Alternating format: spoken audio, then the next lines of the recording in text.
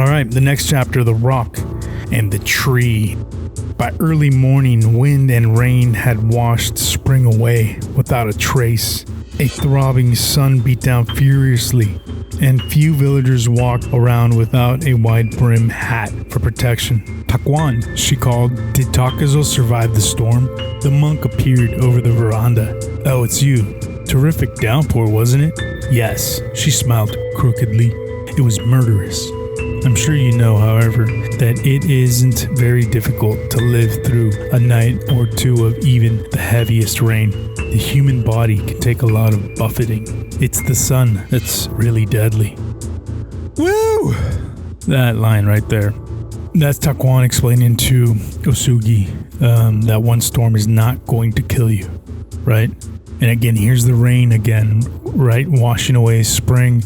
The monk is telling this old lady, blinded by rage and murderous hate towards Musashi, that one storm is not going to do it. It's the story of human life, right? We're going to see tremendous amounts of storms in our lives, but one storm will not do it. And he alludes to the sun, right? The sun will do it because the sun, as we know it, is constantly in the same spot. It'll burn you, it'll kill you, it'll kill anything and everything. It gives life, but only for a few hours of the day, right? Somehow, somewhere, the earth and its laws and God gave us only a small portion of the sun during the day. Luckily, the earth spins and weather is created through wind currents and the abundance of that ocean, right? The sun, if it was constantly on the earth, it would fry the earth in that certain spot wherever it would be shining. Let's say the earth didn't spin. Where the sun shines, the sun will kill.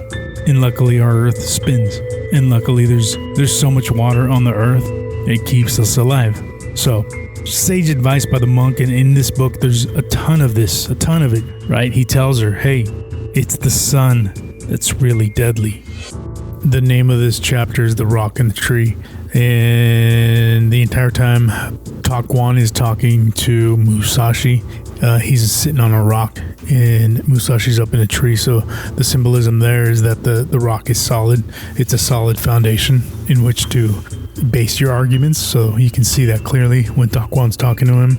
And Musashi's up in a tree where you can get blown away like a flag, kind of flapping around. You know, you realize that you're up to the mercy of nature, and rocks are solid. So the rock in a tree is a perfect symbology to Taquan's grounded arguments, and his spirituality is solid as a rock.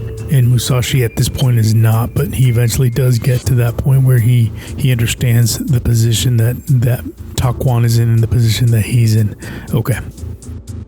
So Usugi, she goes along spreading the mass amount of lies, right, that she does. Speaking of lies, here, let me read a little bit more here as we go along it. Early the next day, the temple manservant, looking extremely worried, came rushing into the kitchen. Out of breath and half shouting, "Has Taquan lost his mind? I heard he promised to find Takazo himself." Eyes rounded. No, not really.